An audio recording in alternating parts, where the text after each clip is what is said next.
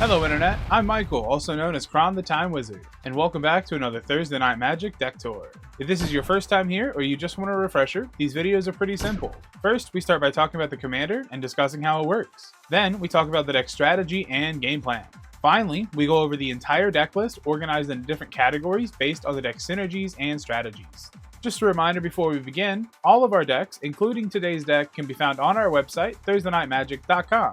Use code TNM10 for 10% off your first order. Now let's get started with the commander. Today, we're looking at Yuriko, Tiger's Shadow. She's a 3-mana 1/3 with Commander Ninjutsu, and whenever a ninja you control deals combat damage to a player, reveal the top card of your library and put that card into your hand. Each opponent loses life equal to that card's mana value. So Commander Ninjutsu is actually pretty busted because it can circumvent the commander tags. It's an activated ability that puts the card into play from the command zone instead of casting it if you return an unblocked creature to your hand. The other ability cares about our ninjas connecting, and that includes her. The more ninjas that deal damage, the more cards we reveal with her ability. That means we put more cards in our hand and our opponents take a bunch of damage. Our game plan is relatively straightforward. We need to play an evasive creature early, use it to get Yuriko on the board quickly, and snowball value with her and more ninjas. You want to do your best to manipulate the top card of your library so you can control what you reveal with her ability, because the more expensive the spell, the more damage you deal. And despite the fact that the average mana cost of this deck is somewhere in the 7 to 9 range, most of these cards don't actually cost that much because of abilities like Delve and other things that we'll talk about here in a few moments. And that's the overall game plan. Play evasive creatures, get in with ninjas, and manipulate your library to get in with damage. In order for us to start snowballing, we have to get in with the small evasive creatures that either can't be blocked or are very hard to block.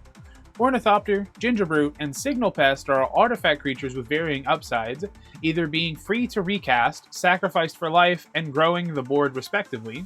Spectral Sailor and Sage Owl are cheap flyers, but the owl rearranges the top 4 cards of your library, so it's especially helpful to pick up. Triton Sorestalker and Slitherblade are basically the same card as 1-mana unblockable creatures in blue, and Changeling Outcast and Tormented Soul are essentially the black versions of the same creatures.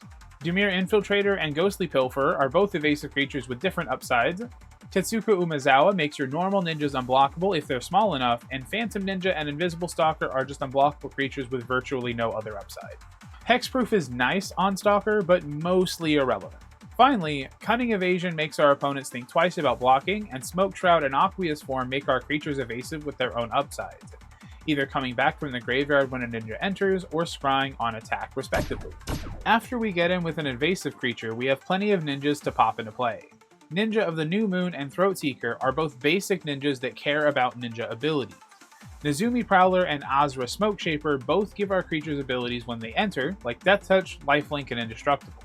Moonsnare Specialist and Mistblade Shinobi return creatures to hands, and Prosperous Thief and Moonblade Shinobi both make tokens. Fallen Shinobi and Silent Blade Oni both steal cards from our opponents, and Skull Snatcher, Okiba Gang Shinobi, and Dokuchi Silencer all disrupt our opponents by exiling their graveyard, discarding cards, or destroying permanents respectively.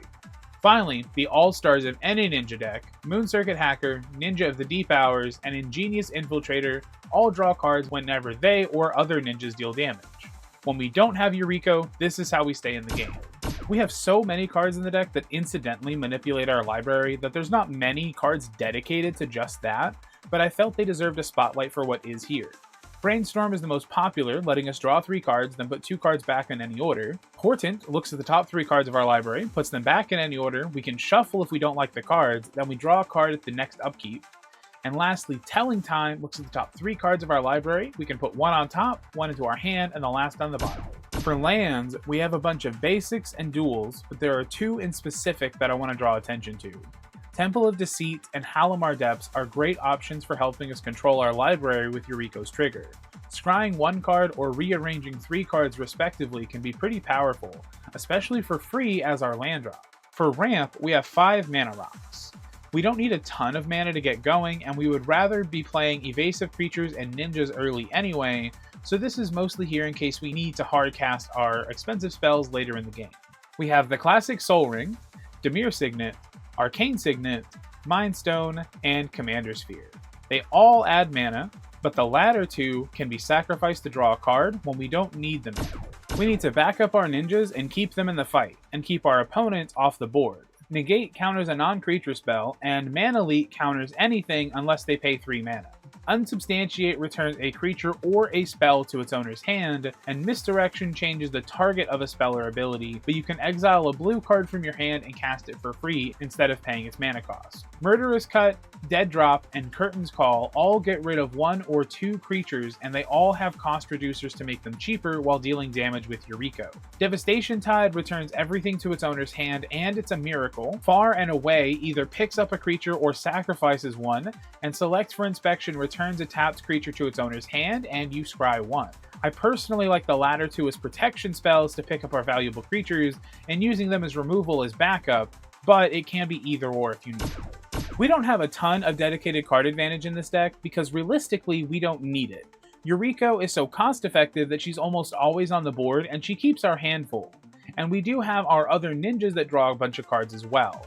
But in the event that we do need it, we have Treasure Cruise and Boon of the Wishgiver as spells that can draw us cards in a pinch while also working really well with Yuriko. Boon can be cycled when we don't need it, and Treasure Cruise usually only costs 1 mana anyway because of Delve, so it's not that bad to cast. A good way to get expensive cards in our deck for Yuriko's trigger, while also keeping them castable, is by playing split cards. Both halves count towards its mana value, but you can cast either side for much cheaper than that. We already talked about Far and Away, but we also have 3 Aftermath cards in Rags to Riches, Commit to Memory, and Consign to Oblivion. And Connive, Concoct, and Discovery Dispersal are just normal split cards. It's not often that you actually cast any of these, but they're fantastic with Yuriko, and they're nice to have if you do need them. Feel free to pause the video if you need a second to read some of these cards. Finally, these last 3 cards all serve such a unique purpose that I felt it was too difficult to slot them into any other category. Sai of the Shinobi is an equipment that pumps the equipped creature about +1/+1, and it equips for free whenever a creature enters a battlefield.